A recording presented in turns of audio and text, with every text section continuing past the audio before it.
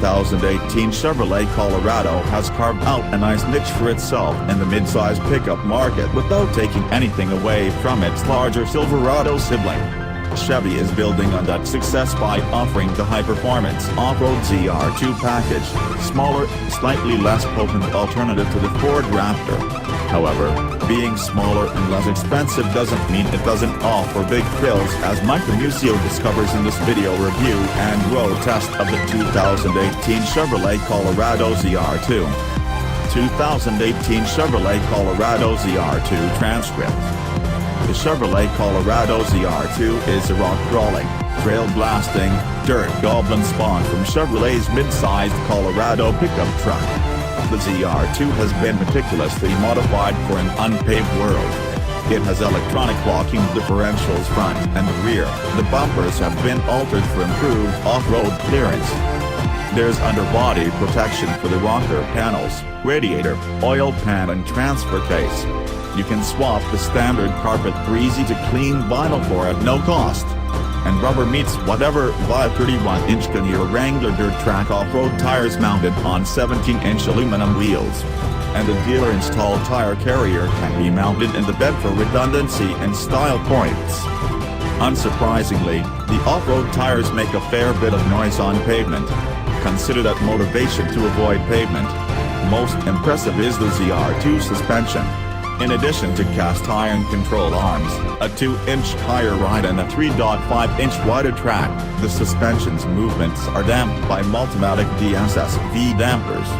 Without diving down a technical rabbit hole, the Multimatic dampers replace the piston and shims found in traditional shocks with spool valves, offering superior reliability, tunability and performance on or off-road. For perspective, my first exposure to Multimatic DSSV dampers was in the Camaro ZL1 1-liter E. It's kind of cool to see that technology applied to an off-road pickup truck. So, all the pieces are in place for a top-shelf off-roader. Let's see what 2 days driving Zulu Romeo Dukes can teach us. We just arrived at our first off-road location. I'd like to point your attention to the gauge cluster.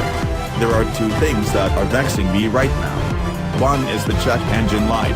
The other is that even if you go through the process of turning off stability track, it will still reactivate. Which means the kind of fun sideways shenanigans you would hope to do in an off-road truck aren't possible if you can't use that power on oversteer. As I turn and floor it, stability track says no. I am making the truck dusty. You know that is a form of fun, yeah. Making my way around, I'm doing a lap. Okay, so after a little bit of messing about on the fly here, I've discovered that the ZR2 can be fun when you pick up the speed. So, if you do parking lot style slow speed donuts, not a great jam. But if you pick it up a little bit, you can break into corners and get the truck to rotate, and that's kind of fun. And I will point out that with its small form factor, you can squeeze between bushes and all sorts of fun stuff. Alright, day 1 taught us that the Chevrolet Colorado ZR2 can be fun and fast, but in our case that fun included complications. Of course, as soon as we draft, the check engine light magically disappeared. As for the unwanted stability track intervention, our contact at Chevy suggested my rally-inspired left foot braking might be the culprit. Undeterred, we marched onward to day 2. Though I love driving fast and sideways, my hope is that the ZR2 is better suited to traditional off-road. You know, trails, rocks, articulation.